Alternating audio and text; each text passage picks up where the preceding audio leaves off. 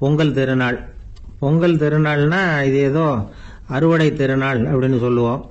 அதாவது வருஷம் பூரா நாம் பாடுபட்டு அதனுடைய பலனை அனுபவிக்கிற நாள் அப்படிங்கிறது நாம் சொல்லிட்டு இருக்கிறது. இது முக்கியமாக இது ஒரு நன்றி அறிவிப்பு நாள் அப்படின்னு சொல்லுவாங்க. இன்னைக்கு நிறைய நன்றி அறிவிப்பு கூட்டம்லாம் நடந்துகிட்டு இருக்குல்ல, அது மாதிரி விவசாயிகள் நடத்துகிற ஒரு நன்றி அறிவிப்பு விழா இது. யாருக்கு நன்றி சொல்றாங்கன்னா ஆதவனுக்கு. அதாவது சூரியன் இல்லைன்னா விவசாயம் இல்லை.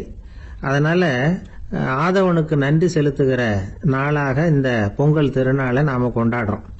அதாவது இந்த பொங்கல்ல விவசாயிகள்ட்ட இருந்து நிறைய பண்புகளை நாம தெரிஞ்சுக்க வேண்டிய நாள் இது. விவசாயிகள் அவங்க விவசாயம் முன்னேறி இருக்கிற அளவுக்கு விவசாயிகளுடைய வாழ்க்கை தரம் முன்னேறல. அந்த அளவுக்கு அவர்கள் நாட்டுக்காக உழைச்சிக்கிட்டு இருக்கிறாங்க. அந்த காலத்திலே அதை பத்தி ஒரு கதை சொல்றது உண்டு. ஒரு வயசான ஆளு நிலத்துல ஏறு உழுதுகிட்டு இருந்தாராம். கிழிஞ்சு போன ஒரு சின்ன துண்டை தான் இடுப்புல கட்டியிருந்தாராம். தலையில ஒரு கந்தலை சுத்தி இருந்தார். உடம்பு பூரா சேரு, ரொம்ப ஏழை. ஏறு ஓட்டிட்டு இருக்கிறவர் வேற எப்படி இருப்பார்? இருந்தாலும் அந்த ஆளு ரொம்ப ஜாலியா பாட்டு பாடிக்கிட்டே ஏறு உழுதுகிட்டு இருந்தாராம். உடம்புல தான் அவர் ஏழையை தவிர மனசுல ஒரு ஏழையா தெரியல. அந்த சமயத்துல அந்த நாட்டு ராஜா அந்த பக்கமா குதிரை மேல வந்தாராம். வேட்டைக்கு போயிட்டு பரிவாரங்களோட திரும்பி வந்துகிட்டு இருக்கிறார். ரொம்ப செல்வ செழிப்புல இருக்கிற ராஜா அவர் இந்த வயசான விவசாயியை பார்த்திருக்கார்.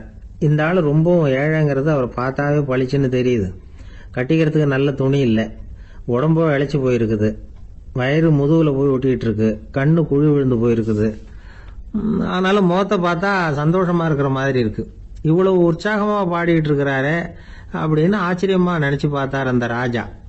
சரி, அவர்கிட்ட கொஞ்சம் பேச்சு கொடுத்து பார்க்கலாம் அப்படின்னு முடிவு பண்ணார். ஐயா பெரியவரே, இப்படி கொஞ்சம் வர முடியுமான்னாராம். பொழுது போறதுக்குள்ள நான் இந்த வயல் பூரா உழவு ஓட்டி ஆகணும், அதனால பேசுறதுக்கு நேரம் இல்லை அப்படின்னாராம் அந்த பெரியவர். என்ன அவ்வளவு அவசரமா? மீதி இருந்தா நாளைக்கு உழுதக்கூடாதா? அது சரி, உனக்கு எத்தனை ஏக்கர் நிலம் இருக்கு அப்படின்னு விசாரிச்சிருக்கார் ராஜா. எனக்குன்னு சொந்தமா உள்ளங்கை அளவு கூட நிலம் கிடையாது. இது எங்க முதலாளியோட நிலம். இதை பூராவும் உழுது முடிச்சாதான் அவர் கூலி கொடுப்பார். நான் கூலிக்கு உழுதுகிட்டு இருக்கிறேன். உங்ககிட்ட பேசிக்கிட்டு இருந்தா அவருக்கு துரோகம் பண்ணது மாதிரி ஆயிடும் அப்படின்னாராம். ராஜா குதிரையை விட்டு கீழே இறங்கினார். வரப்புல நடந்து அந்த பெரியவர்கிட்டயே போனாராம். சரி, ஒரு நாள் பூரா உழுதா உனக்கு எவ்வளவு கூலின்னு கேட்டிருக்கார். 8 அணா கூலி கிடைக்கும்னாராம் அவர். இது ரொம்ப காலத்துக்கு முன்னாடி நடந்த ஒரு சம்பவங்கிறதுனால அப்ப 8 அணா கூலிங்கிறது ரொம்ப பெருசு. இருந்தாலும் அதுவும் அந்த ராஜாவுக்கு பெரிய கூலியா தெரியல. இவ்வளவுதானா, இதை வச்சுக்கிட்டு நீ எப்படி காலம் தள்ளுற அப்படின்னாராம். ஒன்னும் கவலை இல்லை அப்படின்னாராம் அவரு. ராஜாவுக்கு ரொம்ப ஆச்சரியமா போச்சு. 8 அணா கூலி வாங்குற இந்த ஆளு கவலை இல்லாம இருக்கிறார், ஏராளமான வசதியோட இருக்கிறன்னா கவலை இல்லாம வாழ முடியலையே அப்படின்னு நினைச்சு பார்த்திருக்கார். அது சரி, 8 அணாவில் எப்படி குடும்பம் நடத்துற அப்படின்னு கேட்டாராம். எனக்கு கிடைக்கிற 8 அணாவில் 2 அணா குடும்பத்துக்கு செலவழிக்கிறேன், 2 அணா பழைய கடனுக்கு கொடுக்கறேன், 2 அணா தர்மம் செய்யறேன், 2 அணா வட்டிக்கு கொடுக்கறேன், ஒரு குறையும் இல்லைன்னாராம். ராஜாவுக்கு ஒன்றும் புரியல. எனக்கு ஒன்றும் புரியலேன்னு இருக்காரு. ஐயா, எனக்கும் என் மனைவிக்கும் 2 அணா செலவாகுது. வயசான அம்மா அப்பா இருக்கிறாங்க, சின்ன வயசுல என்னை காப்பாத்தினவங்க அவங்க. அந்த கடனுக்கு 2 அணா செலவாகுது, அது பழைய கடன். என் தங்கச்சி ஒருத்தி ஆதரவு இல்லாத நிலைமையில தன்னுடைய மகனோட என் வீட்டுல இருக்கிறா. அவளுக்கும் அவள் மகனுக்கும் 2 அணா செலவு பண்றேன், அது தர்மம். எனக்கு 2 பிள்ளைங்க இருக்கிறாங்க, அவங்களுக்கு 2 அணா செலவு பண்றேன், அது வட்டிக்கு கொடுக்கறது மாதிரி. பிற்காலத்துல அவங்க எங்களை காப்பாத்துவாங்க. அந்த வகையில நான் திருப்தியோட வாழ்ந்துகிட்டு இருக்கிறேன் அப்படின்னாராம். ராஜாவுக்கு அர்த்தம் புரிய ஆரம்பிச்சுதான். அந்த பெரிய நிலத்தை விலை கொடுத்து வாங்கி அந்த பெரியவருக்கே தானமா கொடுத்துட்டாராம். இப்போ உழுதவருக்கே நிலம் சொந்தமாயிட்டது. அன்னையிலிருந்து அரசனுக்கும் ஆறுதல் கிடைச்சுதான். இப்படி ஒரு கதை சொல்லுவாங்க. 8 அணா வருமானத்தை வச்சுக்கிட்டு எப்படி காலத்தை தள்ளுறதுன்னு சொல்றதுக்காக இந்த கதையை சொல்றதாக யாரும் தப்பா நினைச்சுக்க கூடாது. கிடைக்கிறத எப்படி பங்கு போடுறார், எப்படி திருப்தியா வாழறார் அப்படிங்கிறது தான் முக்கியம். அது மாதிரி இன்றைக்கு இந்த பொங்கல் திருநாள்ல உழவர்கள் மனசு மகிழ்ச்சியா இருந்ததுன்னா அது எல்லாரும் மகிழ்ச்சியா இருக்கிறது மாதிரி அர்த்தம். அதனால அவர்கள்ட்ட இருந்து நாம பாடம் கத்துக்கணும். சில உழவர்கள் தங்கள் நிலத்துல விளையறத தாங்கள் சாப்பிட மாட்டாங்க, அடுத்தவங்கள்ட்ட வித்துட்டு சந்தையில போய் வேற அரிசி வாங்கிட்டு வந்துதான் இவங்க சாப்பிடுவாங்க. அப்படிப்பட்ட விவசாயிகள்லாம் இது உண்டு. பங்கிடுகிற பண்பை உழவர்கள்ட்ட இருந்து கற்றுக்கொள்ளுங்கள் அப்படிம்பாங்க. ஒரு ஆள் நிம்மதியா மகிழ்ச்சியா இருந்தானா, உங்க நிம்மதிக்கும் மகிழ்ச்சிக்கும் என்ன காரணம்னு கேட்டிருக்காரு இன்னொருத்தர். என்கிட்ட இருந்தது பூராவையும் என் பிள்ளைங்களுக்கு சமமா பங்கு போட்டு கொடுத்துட்டேன், எனக்குன்னு எதுவுமே வச்சுக்கல, அதுதான் நிம்மதிக்கு காரணம்ன்றிருக்கான். உங்ககிட்ட இருந்தது எவ்வளவு இருந்தது அப்படின்னு கேட்டிருக்காரு அவரு. மொத்தமாக ஒரு 50,000 ரூபா இருக்கும் அப்படின்னு இருக்கான். அவ்வளவும் பணமாகவே இருந்ததா அப்படின்னு கேட்டிருக்காங்க அவங்க. இல்லைங்க, அவ்வளவும் கடன், அதை தான் பிரித்து கொடுத்துருக்கேன் பிள்ளைங்க கிட்ட அப்படின்னு நானும். அவன் ஒரு வயசான அம்மா ஒரு நாள் ஃபோன் பண்ணாங்க. ஐயா, நான் இந்த தகவல் நிகழ்ச்சியை தினமும் கேட்குறேன், உங்ககிட்ட ஒரு கேள்வி கேட்கணும் அப்படின்னாங்க. என்னங்க அப்படின்னோம். எனக்கு சொந்தமாக ஒரு நல்ல வீடு இருக்கு, வேணுங்கிற அளவுக்கு பணமும் இருக்கு, கணவரும் ரொம்ப நல்லவர், ரிட்டையர் ஆகி வீட்டில் தான் இருக்கிறார், பிள்ளைங்கள்லாம் பெரிய பெரிய உத்தியோகத்தில் இருக்கிறாங்க, அதில் ஒருத்தன் ஐஏஎஸ், பணம்லாம் கூட நிறைய கொண்டாந்து கொடுக்குறாங்க.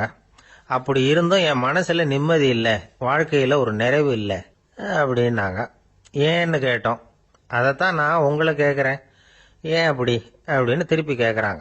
எங்களுக்கு ஒன்றும் புரியல, கொஞ்ச நேரம் குழம்பி போயிட்டோம். இருந்தாலும் அதை அவங்கக்கிட்ட காட்டிக்காம கொஞ்சம் சாமர்த்தியமா, ஏம்மா உங்கள் மனசில் நீங்கள் ஏதோ ஒன்று எதிர்பார்க்குறீங்க, அது நிறைவேறல அப்படித்தானே அப்படின்னு கேட்டோம். ஆமாம் அப்படின்னாங்க. அதுக்கப்புறம் அவங்கக்கிட்ட கொஞ்சம் மனம் விட்டு பேசுகிறப்போ தானாக விஷயம் வெளியில் வந்தது. அதாவது அவங்க பிள்ளைங்க பெரிய பெரிய உத்தியோகத்தில் இருக்கிறதுனால அவசர அவசரமாக பார்த்துட்டு ஓடுறாங்களாம். ஆசையாக அம்மான்னு கூப்பிட்டுக்கிட்டு கிட்ட உட்காந்து கொஞ்ச நேரமாவது என்கிட்ட பேசினா தானே என் மனசு கொஞ்சம் நிம்மதியாக இருக்கும், அது அவங்களுக்கு தெரிய மாட்டேங்குதே அப்படிங்கிறாங்க. இதுதான் அவங்களுடைய ஏக்கம். இந்த ஏக்கம் அந்த தாயின் மனசில் இருந்துகிட்டு இருக்குது. இப்படி மகனுடைய அன்புக்காக மட்டுமே ஏங்குற தாய்மார்கள் பல பேர் இருக்கிறாங்க இந்த உலகத்தில். இதை நினைக்கிறப்போ ஒரு வெளிநாட்டு நாடோடி கதை ஞாபகத்தில் வருது. அதாவது கடவுள் படைப்பு தொழிலில் ரொம்ப மும்முரமாக ஈடுபட்டுக்கிட்டு இருந்தாராம். மீன்களை படைச்சாராம், பறவைகளை படைச்சாராம், விலங்குகளை படைச்சாராம். அவருக்கு திருப்தி ஏற்படலை. அதுக்கப்புறம் மனிதர்களை படைச்சிருக்கிறார். அப்பவும் அவருக்கு மன நிறைவு ஏற்படலையா. கடைசியாக தன்னுடைய சக்தி முழுசையும் பயன்படுத்தி குறையே இல்லாத அளவுக்கு ஒரு படைப்பை உருவாக்கினாராம். அந்த உன்னதமான ஒரு படைப்பு அதுதான் பெண், அதாவது தாய். இப்படி உருவாக்கி எல்லாரையும் இந்த உலகத்தில் விட்டுவிட்டாராம். அதுக்கப்புறம் கொஞ்ச காலம் கழிச்சு தன்னுடைய தேவியை அழைச்சிக்கிட்டு இந்த பூலோகத்துக்கு வந்திருக்கிறார். தன்னுடைய குறையில்லாத படைப்பாகிய பெண்ணை பார்த்தாராம். ஏம்மா, உனக்கு இன்னும் ஏதாவது குறை இருந்தா சொல்லு, அதையும் நிவர்த்தி பண்ணி விடுறேன் அப்படின்னாராம். அந்த அம்மா பார்த்துருக்காங்க. சுவாமி, எனக்கு நீங்க கொடுத்துருக்கிறது 2 கை, என்னுடைய பிள்ளைகளுக்கு சேவை செய்யறதுக்கு இந்த 2 கை பத்தலை, அதனால இன்னும் ஒரு 2 கை கொடுத்தா தேவலை அப்படின்னாங்களாம். கடவுள் பார்த்தார்.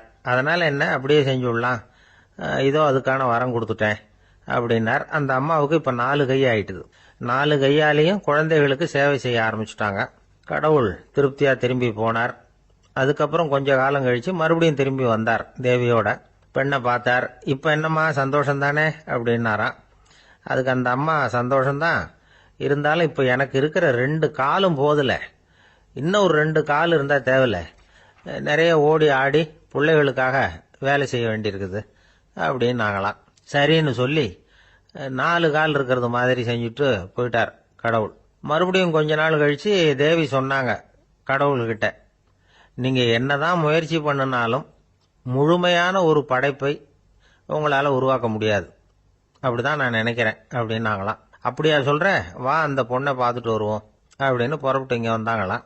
இங்க பார்த்தா 4 காலு 4 கையோட அந்த பொண்ணு ஒரு செவுத்துல சாஞ்சி உட்காந்து அழுதுகிட்டு இருக்குது.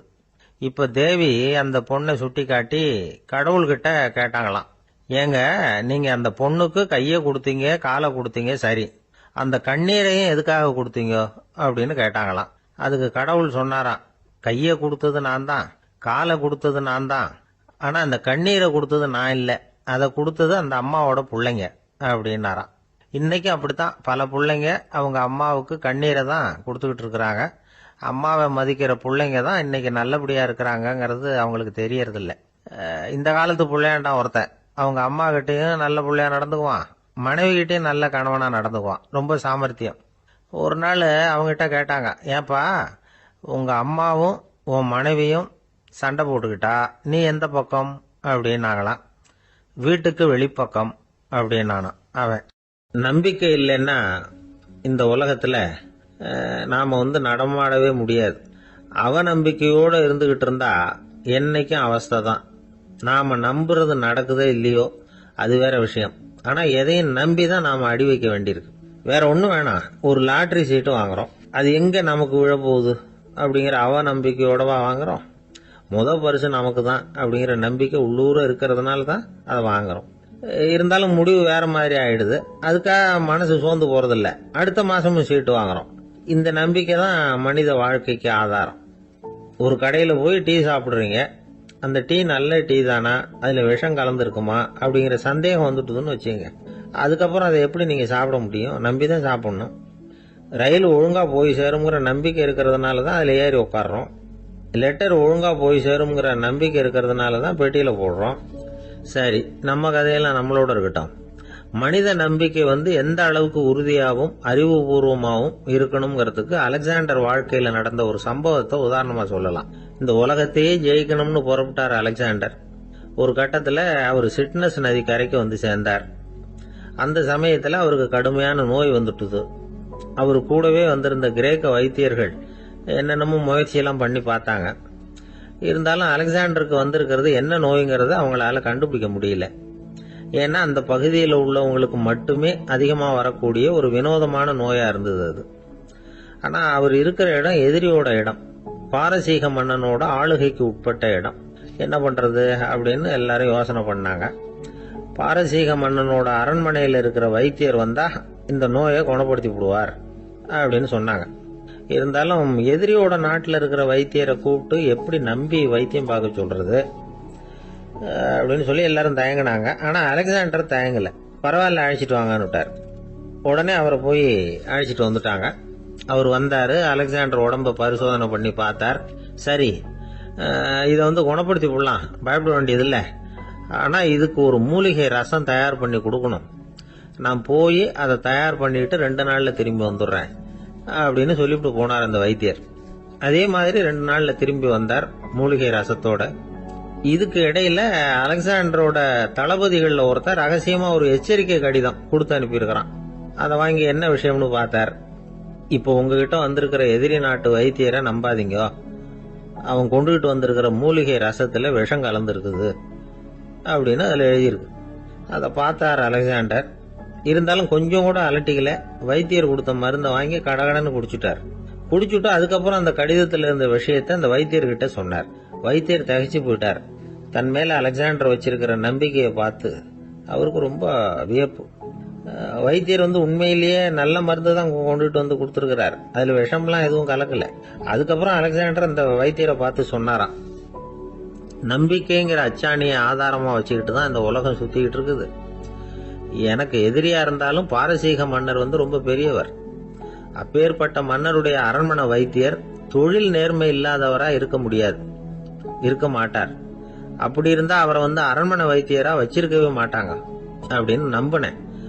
என்னுடைய நம்பிக்கை வீண் போகல அப்படின்னாராம். இதுதான் மானுட நம்பிக்கைங்கிறது. இந்த காலத்திலயும் இது மாதிரி இந்த மானுட நம்பிக்கையை ரொம்பவும் சாமர்த்தியமா கையாளுகிற கெட்டிக்காரங்க சில பேர் இருக்கிறாங்க. ஒரு இந்த காலத்து குரு, அவருக்கு ஒரு சிஷ்யன். குரு முன்னாடி அந்த சிஷ்யன் ரொம்ப பணிவா நின்று, குருவே, உங்க கையால விஷத்தை கொடுத்தாலும் அதை வாங்கி மடமடன்னு குடிச்சிருவேன் அப்படின்னா. உன்னுடைய குரு பக்தியை மெச்சினேன் அப்படின்னாரு குரு. அதுக்கு அந்த சிஷ்யன், அப்படி இல்லை குருவே, உங்ககிட்ட சிஷ்யனா இருக்கிறத விட உங்க கையால விஷத்தை வாங்கி குடிச்சு விடுறது ரொம்ப நல்லது, அதனாலதான் அப்படி சொன்னேன் அப்படின்னா. அந்த காலத்துல அண்ணாமலை ரெட்டியார்னு ஒருத்தர் இருந்தார். அவர் வெங்கனூர் அப்படிங்கிற கிராமத்துல இருந்தார். அங்க இருந்து விருத்தாசலம் கோவிலுக்கு தவறாம போயிட்டு வந்துகிட்டு இருந்தார். இடையில வெள்ளாறு, அதுல ஒரு சமயம் வெள்ளம் வந்துட்டுது. இவரால் போக முடியல. அதோட விளைவு வெங்கனூர்லயே ஒரு கோவில் கட்டணும் அப்படின்னு முடிவு பண்ணார், சிவாலயம். அந்த சமயத்துல வடநாட்டுல பஞ்சம். அதனால அங்க இருந்த பல சிற்பிகள் தென்னாட்டை நோக்கி வர ஆரம்பிச்சாங்க. அவங்க வெங்கனூர் வழியா வர்றது தெரிஞ்சதும் இவர் போய் பார்த்தார். இங்க ஒரு கோவில் கட்டணும், அதுக்கு நீங்க உதவணும்னார். பஞ்ச காலத்துல இப்படி ஒரு வாய்ப்பு கிடைச்சதுல அவங்களுக்கும் ரொம்ப மகிழ்ச்சி. உற்சாகத்தோட ஒத்துக்கிட்டாங்க. ஆலய திருப்பணி ஆரம்பமாச்சு. அவங்களுக்கு வேண்டிய எல்லா வசதிகளையும் இவர் செஞ்சு கொடுத்தார். அவங்களுக்கு எந்த குறையும் இல்லாம பாத்துக்கிட்டார். அது மட்டும் இல்ல, ஒவ்வொரு நாளும் அங்க வருவாரு. உங்களுக்கு என்ன வேணும், எது வேணும்னு கேட்பாரு. ஏதாவது குறை இருந்தா சொல்லுவாங்க, உடனே தீர்த்து வைப்பார். இவரும் கேட்பாரு, எந்த குறையா இருந்தாலும் என்கிட்ட சொல்லுங்க அப்படின்னு சொல்லுவார். அதை தவிர இவராகவே கவனிச்சும் அவங்களுக்கு என்னென்ன தேவைங்கிறத கண்டுபிடிச்சு அதையெல்லாம் கொடுத்துக்கிட்டு இருப்பார். என்ன தேவைன்னாலும் அதை நிறைவேற்றி வச்சிருவார். அந்த சிற்பிகளின் தலைவன் ஒருத்தன், அந்த ஆளுக்கு வெத்தலை பாக்கு போடுறது பழக்கம். இதை தெரிஞ்சுக்கிட்டு அதுக்காகவே ஒரு ஆளை ஏற்பாடு பண்ணார். வேணுங்கிற போலாம் நீ வெத்தலை சிவல் மடிச்சு கொடுக்க வேண்டியது உன் வேலை அப்படின்னு ஒருத்தனை ஏற்பாடு பண்ணிட்டார். இப்படியெல்லாம் செஞ்சதும் அவங்களுக்கும் ரொம்ப உற்சாகம். ரொம்ப பொறுப்பா சிற்ப வேலைகளை செஞ்சுக்கிட்டு இருக்கிறாங்க. ஒரு நாள் என்னாச்சு தெரியுமா? அந்த சிற்பிகளின் தலைவன் ரொம்ப நுணுக்கமா ஒரு வேலையை செஞ்சுக்கிட்டு இருக்கிறான். சாரம் போட்டு அது மேல படுத்துக்கிட்டு அண்ணாந்து பார்த்து உச்சியில நுணுக்கமான சிற்பங்களை உருவாக்கிக்கிட்டு இருக்கான். சிற்பியின் கவனம் செதறப்படாதுங்கிறதுனால இவரு மெதுவா சத்தம் போடாம கிட்ட போய் நின்று அதை கவனிச்சுக்கிட்டு இருக்கிறார். அந்த சிற்பி வழக்கம் போல வெத்தலை பாக்குக்காக இடது கையை கீழே நீட்டினான். அந்த சமயம் பார்த்து அவருக்கு தாம்பூலம் கொடுக்கறவன் அங்க இல்ல, எங்கேயோ போயிருக்கிறான். அண்ணாமலை ரெட்டியார் என்ன பண்ணாரு தெரியுமா? தனக்காக கொடுக்கப்பட்ட தாம்பூலத்தை வாங்கி சிற்பியின் கையில கொடுக்கறாரு. அவன் வாங்கி போட்டுக்கிட்டான். இது என்ன இன்னைக்கு வெத்தலை சீவல் வேற மாதிரி இருக்குது, வாசனை தாம்பூலமா இருக்குது அப்படின்னு யோசனை பண்ணிட்டு கீழே திரும்பி பாக்குறார். பார்த்தா ரெட்டியார் மறுபடியும் சிற்பி கை நீட்டும் பொழுது கொடுக்கறதுக்காக தாம்பூலத்தை மடிச்சு வாங்கி வச்சுக்கிட்டு தயாரா நிக்கிறார். சிற்பிக்கு அதிர்ச்சி. உடனே பொத்துன்னு கீழே குதிச்சான். ஐயா, என்ன இது நீங்களா அப்படின்னா. இவர் சொன்னார், நான் ஒன்னும் தப்பு பண்ணலையே, உன்னுடைய கை புண்ணியம் செஞ்ச கை, கோயில் கட்டுற கை, அந்த கைக்கு தாம்பூலம் கொடுக்கறதுல என்ன தப்பு அப்படின்னாராம். ஏற்கனவே பஞ்சத்தில் அடிபட்டு வந்த எங்களை நீங்க ஆதரிச்சதே பெரிய விஷயம். இந்த செயல் என்ன ஒரு பெரிய கடனாளி ஆகிவிட்டது. ஐயா, எங்களுக்கு உணவு உடை இதை மட்டும் நீங்க கொடுத்தா போதும், ஊதியம்னு எதுவும் வாங்க மாட்டோம் அப்படின்னு நானும். அந்த சிற்பி எவ்வளவோ வற்புறுத்தியும் எதுவும் வாங்கிக்கலையாம். இந்த செய்தியை தமிழ் தாத்தா டாக்டர் ஊவேசா சொல்லியிருக்கிறார். அந்த காலத்துல எப்படிப்பட்டவங்க எல்லாம் வாழ்ந்திருக்கிறாங்க பாருங்க. இந்த காலத்துல ஒருத்தர் கோவில் கட்டினார், வேலை செய்யற எல்லாருக்கும் சாப்பாடு போடுவார். சிற்ப வேலை செஞ்சுட்டு சாப்பிட வர்ற ஒவ்வொருத்தர் கையையும் அன்பா பிடிச்சு முத்தம் கொடுத்து உள்ள அனுப்புவார். அந்த கைகளுக்கு நீங்க கொடுக்குற மரியாதை அது அப்படின்னு கேட்டாங்க. அடா அது இல்லைங்க, ஏற்கனவே முதல் பந்தியில சாப்பிட வந்தவன் மறுபடியும் வர்றானான்னு கண்டுபிடிக்கிறதுக்காக கையை பிடிச்சு மோந்து பாக்குறேன் அப்படின்னாராம் அவர். ஒரு ஊர்ல ஒரு ஞானி இருக்கிறார், ரொம்ப பெரிய ஞானி, ரொம்ப வயசாயிட்டுது. கடைசி காலத்துல அவர்கிட்ட சில பேர் வந்தாங்க. உங்க குரு யார் அப்படின்னு கேட்டாங்க. அவர் நிமிர்ந்து பார்த்தார். எனக்கு ஆயிரக்கணக்கான குருமார்கள் உண்டு, அவங்க பேரெல்லாம் சொல்லணும்னா இந்த காலம் பத்தாது, ஆனா முக்கியமான ஒரு 3 பேரை பத்தி மட்டும் உங்களுக்கு சொல்றேன் அப்படின்னாராம்.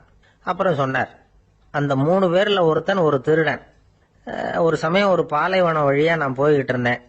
அப்போ வழி தவறி போய் ஒரு கிராமத்துக்கு போயிட்டேன். அது இருட்டு நேரம், நடு ராத்திரி, ஊரே உறங்கி போச்சு. அந்த நேரத்துல ஒரு ஆள் மட்டும் ஒரு வீட்டு சுவத்துல ஏதோ பண்ணி உள்ள நுழையறதுக்கு முயற்சி பண்ணிட்டு இருக்கிறான். அவன்கிட்ட போய் நான் இன்னைக்கு இங்க எங்க தங்க முடியும் அப்படின்னு கேட்டேன். அதுக்கு அவன், இந்த ராத்திரி வேளையில அது ரொம்ப சிரமம், ஒரு திருடனோட உங்களால தங்க முடியும்னா நீங்க என்னோட தங்கலாம் அப்படின்னா.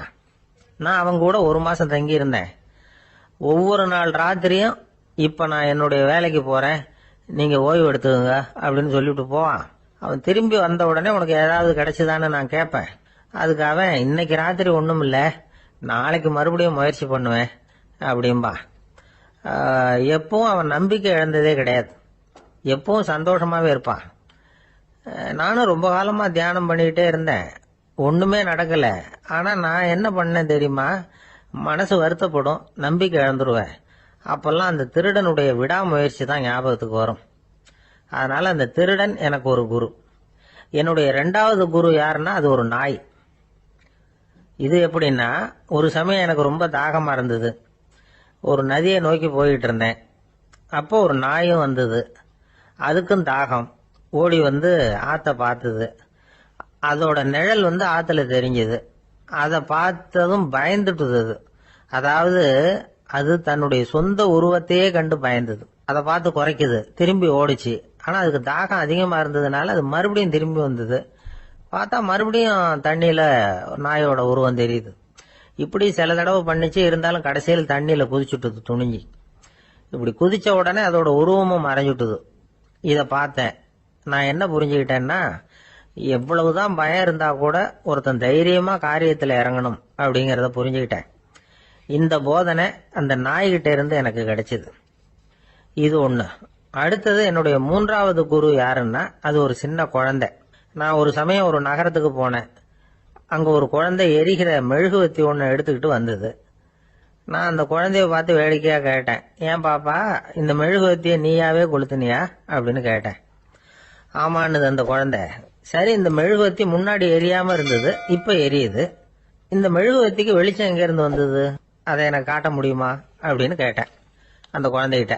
இதுக்கு அந்த குழந்தை சிரிச்சுக்கிட்டு அந்த மெழுகுவத்திய ஊதி அணைச்சுட்டுது. அதுக்கப்புறம் என்ன பார்த்து கேட்டுது, இப்ப இந்த மெழுகுவத்தியின் வெளிச்சம் போனதை பாத்தீங்க இல்லையா, அது எங்க போச்சுன்னு எனக்கு சொல்லுங்க அப்படின்னுது. அந்த குழந்தை இப்படி கேட்டதும் என்கிட்ட இருந்த ஆணவம் அழிஞ்சுட்டுது. நான் படிச்சதெல்லாம் அந்த வினாடியில சுக்கு நூறா போயிட்டுது. என்னுடைய முட்டாள்தனத்தை நான் உணர்ந்தேன் அப்படின்னு இவ்வளவு அந்த ஞானி விவரமா சொன்னாராம். அதனால நாம இன்னார்கிட்ட இருந்து தான் இதை கத்துக்கணுங்கிறது இல்லை, யாருகிட்ட இருந்தும் எதையும் கத்துக்கலாம். நம்மால் ஒருத்தன் ஒரு நாய் வளர்த்துக்கிட்டோம்னா அந்த நாய்க்கு வால் கிடையாது, யாரோ ஏற்கனவே வெட்டி எடுத்துட்டாங்க. இந்த நாய் தான் சார் எனக்கு குரு, அதுகிட்ட இருந்து கூட நான் பாடம் கத்துக்கிட்டு இருக்கிறேன் அப்படின்னா. அப்படி என்ன கத்துக்கிட்டேன் இந்த வால் இல்லாத நாய்கிட்ட இருந்து அப்படின்னு கேட்டோம்.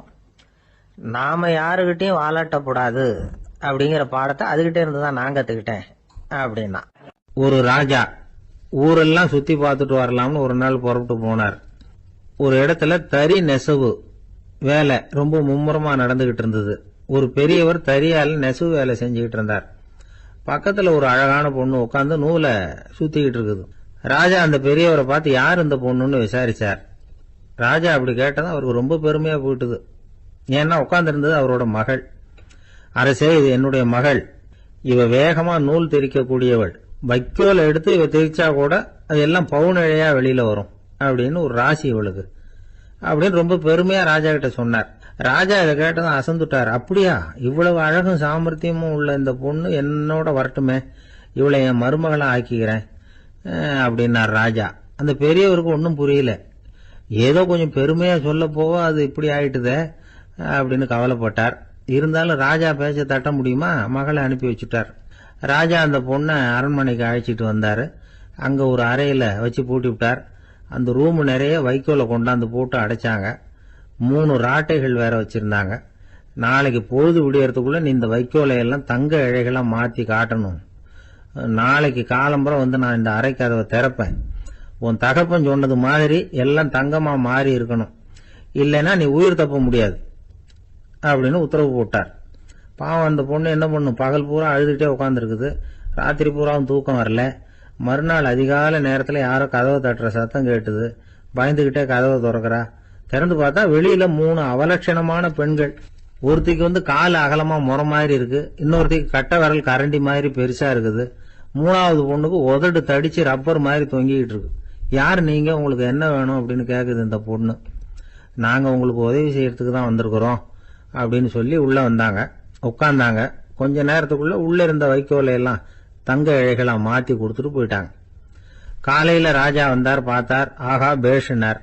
இன்னும் கொஞ்சம் வைக்கோலை கொண்டாந்து அந்த ரூம்ல போட சொன்னார். இந்த வைக்கோலையும் இன்னைக்கு தங்கமா மாத்தி விடு, நாளைக்கு மறுநாள் உனக்கும் இளவரசனுக்கும் கல்யாணம்னு சொல்லிவிட்டார். இன்னைக்கு ராத்திரி அந்த 3 பொண்ணுங்களும் வந்தாங்க. வைக்கோலை பொண்ணு இழைகளா மாத்தினாங்க, புறப்பட்டாங்க. இந்த பொண்ணு அவங்க காலில் விழுந்து வணங்கினா. என் உசுரை காப்பாத்தினீங்க, உங்களுக்கு நான் என்ன கைமாறு செய்ய போறேன் அப்படின்னா. பயப்படாத, நீ விரும்பினா எங்களுக்கு ஒரு உதவி செய்யலாம். உன்னுடைய கல்யாணத்துக்கு நாங்க 3 பேரும் வரோம். நீ எங்களை வந்து வரவேற்று ராஜா கிட்டையும் இளவரசர்கிட்டையும் நாங்க வந்து உன்னோட பெரியப்பா பொண்ணுங்கன்னு சொல்லி அறிமுகப்படுத்தி வை, நாங்க விருந்து சாப்பிட்டுட்டு போயிடுறோம் அப்படின்னாங்க. ரொம்பவும் சந்தோஷமா சரின்னு ஒத்துக்கிட்டா. கல்யாண நாள் வந்தது. கல்யாணம் ரொம்ப கோலாகலமா நடந்துகிட்டு இருக்கு. எல்லா தேசத்து ராஜா ராணிகளும் வந்துகிட்டு இருக்கிறாங்க. அந்த 3 அவலட்சணமான பொண்ணுங்களும் வந்து சேர்ந்தாங்க. யார் இவங்கன்னு கேட்டார் ராஜா. என் பெரியப்பா பொண்ணுங்க அப்படின்னா அந்த பொண்ணு. காலும் உதடும் கட்டை விரலும் ஏன் இப்படி உங்களுக்கு அவலட்சணம் ஆயிட்டுது அப்படின்னு கேட்டார். அதுக்கு அந்த பொண்ணுங்க பதில் சொன்னாங்க. என்ன செய்யறது, ஓயாம வைக்கோல நூற்று ஒருத்தியோட கட்டை விரல் அப்படி கரண்டி மாதிரி ஆயிட்டுது, நாக்கில் தொட்டு தொட்டு திரிச்சதுனால ஒருத்தியோட உதடு அப்படி ஆயிட்டுது, காலால் கட்டையை அழுத்தி அழுத்தி தறி போட்டதுனால இன்னொருத்தையோட கால் இப்படி ஆயிட்டுது. உங்க மருமகளா வந்திருக்கிற இந்த பொண்ணு அந்த மூணையுமே செய்ய தெரிஞ்சவ தான். என்ன ஆக போதும் இன்னும் கொஞ்ச நாள்ல அப்படின்னாங்க. அவ்வளவுதான், ராஜா பயந்துட்டார். அம்மா, இன்னையிலிருந்து நீ இளவரசனின் மனைவி, நீ எப்பவும் அழகா இருக்கணும், அதனால நீ இனிமே வைக்கோலை திரிக்கவே கூடாது அப்படின்னு உத்தரவு போட்டார். அவளை இக்கட்டான சூழ்நிலையிலிருந்து காப்பாத்தின அந்த 3 பொண்ணுங்களும் சந்தோஷமா திரும்பி போயிட்டாங்களாம். சுவாமி சின்மயானந்தர் இந்த கதையை சொல்லி இருக்கிறார். தன்னலம் மறந்து சுயலாபத்தை தியாகம் செய்யறது வைக்கோல்ல இருந்து தங்க இழைய நூக்கிறது மாதிரி அப்படிங்கிறார் அவர். அது இருக்கட்டும், இப்ப நம்ம கதைக்கு வருவோம். ஒரு ராஜா தன்னோட மகனுக்கு சுயவரம் நடத்தினார். எல்லா தேசத்தில இருந்தும் ராஜகுமாரர்கள் வந்திருந்தாங்க. ராஜகுமாரிய கல்யாணம் பண்ணிக்கலாம்ங்கிற ஆசையில சுயம்பர மண்டபத்திலிருந்து எல்லா ராஜகுமாரர்களும் அலறி அடிச்சுக்கிட்டு வெளியில ஓடி வந்துட்டு இருக்கிறாங்களாம். ஏன் அப்படி எல்லாரும் மிரண்டு போய் ஓடி வர்றாங்கன்னு கேட்டார் ஒருத்தர். அதுக்கு இன்னொருத்தர் விவரம் சொன்னார். ராஜகுமாரியை இன்னைக்குதான் அவங்க நேர்ல பார்த்தாங்களாம், அதுதான் அப்படி ஓடி வந்துட்டு இருக்கிறாங்க அப்படின்னார். ஒரே ஒரு ஊர்ல ஒரு ராஜா இருந்தாராம். அவர் நிறைய சம்பாதிக்கணும்னு திட்டம் போட்டார்.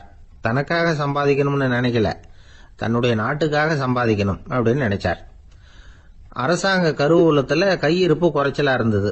மக்கள் கிட்ட வரி விதிச்சாகணும், வேற வழி இல்லை. ஆனாலும் அந்த ராஜா மக்கள் கஷ்டப்படக்கூடாது அப்படின்னு நினைக்கிறவர். மக்கள் வரியையும் கட்டணும், அதே நேரத்தில் அவங்க சிரமப்படவும் கூடாது. இதுக்கு தகுந்த மாதிரி ஒரு திட்டம் போட்டார். அது பிரகாரம் என்ன பண்ணார்னா, அந்த நாட்டில் ஒரு 3 பெரிய குளங்களை தோண்டினார். அது நிறைய தண்ணீரை நிரப்புனார். அதுக்கப்புறம் எங்கேயோ தேடி பிடிச்சி 3 விதமான மீன்களை கொண்டுகிட்டு வந்தார்.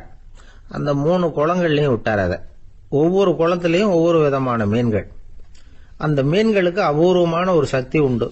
அது எப்படின்னா, அந்த குளத்துல குளிக்க வர்றவங்களுக்கு அந்த மீன்கள் கடிக்கும் பொழுது வலி ஏற்படுறதில்ல. அதுக்கு பதிலா மகிழ்ச்சி நிறைந்த ஒரு இனிமையான உணர்வை அவங்க அனுபவிச்சாங்க. அது எப்படின்னா, இந்த முதல் குளத்துல இருந்த மீன்களால கடிக்கப்படும் பொழுது ஒரு விதமான இன்ப மயக்கத்துல திளைச்சிருக்கிறது மாதிரி உணர்வு. இந்த 2வது குளம் இருக்க, அதுல இருக்கிற மீன் கடிச்சதுன்னு வைங்க, மக்களுக்கு எப்படி இருக்கும்னா, கால்களே தரையில படாம அப்படியே ஆகாயத்துல மிதக்கிறது மாதிரி ஒரு உணர்வு. அதை அனுபவிக்கிறாங்க.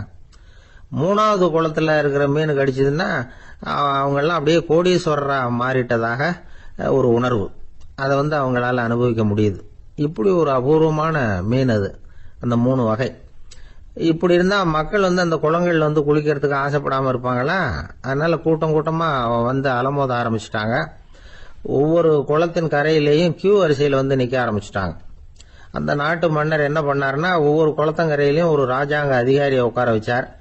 டிக்கெட்டை அடிச்சு கொடுத்தார். குளிக்க வர்றவங்க கிட்ட ஒரு குறிப்பிட்ட தொகையை கட்டணமா வசூலிக்க ஆரம்பிச்சார். அவ்வளவுதான், அரசாங்க கருவூலம் நிரம்ப ஆரம்பிச்சுட்டுது. ராஜாங்கத்துக்கு தேவையான பணம் கிடைச்சிட்டுது. இது ஒரு கதை.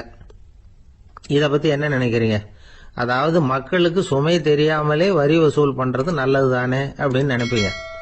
ஆனா இன்னைக்கும் உலகத்துல பல அரசாங்கங்கள் இதே மாதிரி 3 குளங்களை வெட்டி வச்சிருக்குது. மக்களும் அதுல குளிச்சுக்கிட்டு தான் இருக்கிறாங்க. அது எப்படிங்கிறீங்களா? அந்த முதல் குளம் தான் சினிமா தியேட்டர். அதுல குளிக்கிறவங்க தான் ஒரு விதமான இன்ப மயக்கத்துல திளைச்சிருக்கிறது மாதிரியான உணர்வை அனுபவிக்கிறவங்க. 2வது குளம் தான் சாராய கடை. இந்த குளத்துல குளிக்கிறவங்க தான் கால்களே தரையில படாம ஆகாயத்துல மிதக்கிறது மாதிரி உணர்வை அனுபவிக்கிறவங்க. 3வது குளம் லாட்டரி டிக்கெட். இதுல குளிக்கிறவங்க தாங்கள் அப்படியே கோடீஸ்வரர்களா மாறினது மாதிரி ஒரு உணர்வு, அதை அனுபவிக்கிறவங்க. இன்னைக்கு பல நாடுகள் இந்த குளங்களை பயன்படுத்திக்கிட்டு தான் வராங்க. ஒரு பூவுல வண்டு உட்காருது. அதுல இருக்கிற தேனை வண்டு எடுக்குது. இந்த சமயத்துல அந்த பூவுக்கு வலிக்குமா? அதுக்கு வலிக்கிறது இல்லை. அந்த பூவோட மலர்ச்சியும் வளர்ச்சியும் குன்றி போறதும் கிடையாது. ஒரு ராஜா மக்கள்கிட்ட வரி வசூல் பண்ணும் பொழுது மக்களுக்கு சிரமமும் தெரியக்கூடாது, அதே நேரத்தை அதனால அவங்க வாழ்க்கையும் கெட்டு போயிடக்கூடாது. அது மாதிரி வரி வசூல் பண்ணணுமா. இது காளிதாசனின் ரகுவம்சத்துல காணப்படுகிற ஒரு கருத்து. ஒரு சின்ன குழந்தை தவறுதலா ஒரு 25 காசு நாணயத்தை மூழ்கி விட்டுது. காசு வயத்துக்குள்ள போயிட்டுது. அந்த குழந்தையோட தாய் உடனே குழந்தைய தூக்கிட்டு ஆஸ்பத்திரிக்கு புறப்பட்டாங்க. அப்ப அந்த பக்கமா ஒருத்தர் வந்தார் தெருவில். என்ன விவரம்னு கேட்டார். இவங்க சொன்னாங்க, குழந்தை காசை முழுகிட்டுது, அதான் அவசரமா ஆஸ்பத்திரிக்கு தூக்கிட்டு ஓடுறேன் அப்படின்னாங்க. அவர் வந்தவர் சொன்னார், கவலைப்படாதம்மா, உடனே இப்படி கொடுங்க குழந்தைய அப்படின்னு கையில் வாங்கினார். ஒரு கையில் அந்த குழந்தையோட கால் ரெண்டையும் பிடிச்சி தலைகீழா தூக்கி பிடிச்சார். இன்னொரு கையால் அந்த குழந்தையோட வயத்துல குறிப்பா ஒரு இடத்துல அப்படியே தேடி அந்த சுட்டு விரலால ஒரு இடத்துல பொட்டுன்னு தட்டினார். உடனே காசு அந்த குழந்தையோட வாய் வழியா வெளியில வந்து விழுந்துட்டுது. காசை எடுத்துக்கிட்டு இருந்தாங்கம்மா உங்க குழந்தை அப்படின்னார். ரொம்ப நன்றிங்க, நிச்சயமா நீங்க ஒரு டாக்டரா தான் இருக்கணும், என்னுடைய யூகம் சரிதானே அப்படின்னாங்களாம் அந்த அம்மா. அதுக்கு அவர், இல்லைங்க, நான் ஒரு இன்கம் டாக்ஸ் ஆபீசர், வருமான வரி அதிகாரி அப்படின்னு சொல்லிவிட்டு போனாராம். அந்த ஆள் என்ன கண்ணா பண்ணான்னு திட்டி விட்டான் சார், அதை நினைச்சா எனக்கு ரொம்ப வருத்தமா இருக்கு அப்படின்னு சொல்லி கவலைப்பட்டார் ஒருத்தர். இதுல கவலைப்படுறதுக்கு என்ன இருக்குது அப்படின்னாரு ஒரு பெரியவர். அவர் ஒரு மகான். என்ன சார் இப்படி சொல்றீங்க, ஒருத்தர் நம்ம பார்த்து திட்டுனா வருத்தமா இருக்காதா அப்படின்னார். அது எப்படி வருத்தமா இருக்கும், திட்டுறதுங்கிறது என்ன, அது வெறும் சத்தம் தானே அப்படின்னார் அந்த பெரியவர். நம்ம ஆளுக்கு தலையை பிச்சுக்கலாம் போல இருந்தது. இருக்காது அப்படின்னா நமக்கு அப்படித்தானே தோணுது. அந்த பெரியவர் சொல்றது ரொம்ப பெரிய விஷயம். அதை நாம புரிஞ்சிக்க முயற்சி பண்ணலாம்னா நடைமுறை வாழ்க்கைக்கு அது ஒத்து வர்றது மாதிரி தெரிய மாட்டேங்குது. இருந்தாலும் அந்த பெரியவர் அதுக்கு என்னதான் விளக்கம் கொடுக்கறாருன்னு பாப்போமே. ஒரு ரயில் போயிட்டு இருக்கு, அதுல ஒரு சாது போயிட்டு இருக்கார். அந்த ரயில் அவரு ஹரித்வாரம் போயிட்டு இருக்காரு. அவரு ரயில்ல ஏகப்பட்ட கூட்டம். நம்ம ஊர் ரயில் கேட்க வேணும், டிக்கெட் வாங்கிட்டு கொஞ்சம் பேர், வாங்காத கொஞ்சம் பேர். அது என்னத்துக்கு அனாவசியமா டிக்கெட் அப்படிங்கிற நினைப்புல பாதி பேர். இந்த கூட்டத்துக்கு மத்தியில அந்த சாதுவும் போயிட்டு இருக்கிறார். உட்கார்றதுக்காக இருந்த இடத்துல ஒரு ஆள் படுத்திருக்கிறான், கொஞ்சம் முரட்டு ஆசாமி. அவன் காலு பக்கத்துல கொஞ்சோண்டு இடம் பாக்கி இருந்தது. அந்த இடத்துல இந்த சாது உட்கார்ந்திருந்தார். மெதுவா உட்காந்துக்கிட்டார் போய். ஆனா அந்த ஆளு ராத்திரி பூரா இவரை காலால உதச்சிக்கிட்டே இருக்கிறான். அது இவருக்கு ரொம்ப அவமானமா பட்டது. அதனால துக்கம் ஏற்பட்டது. இருந்தாலும் அதை ஒரு மாதிரியா சகிச்சுக்கிட்டே இவர் வந்து சேர்ந்தார். பொழுது விடிஞ்சது. அந்த சாது ஹரித்வார் வந்து சேர்ந்தார். அங்க ஒரு பெரிய ஞானியை சந்திச்சார். ராத்திரி ரயில்ல அந்த ஆளு உதைச்சதையும் அதனால தனக்கு ஏற்பட்ட துக்கத்தையும் இந்த சாது அந்த ஞானி கிட்ட சொன்னார். சொல்லிவிட்டு, ஏன் சுவாமி, எனக்கு துக்கம் ஏற்பட்டதே அது தப்பா அப்படின்னு கேட்டார். தவறுதான் அந்த ஞானி. உனக்கு இன்னமும் தேக அபிமானம் போகலைங்கிறது தான் அது காட்டுது.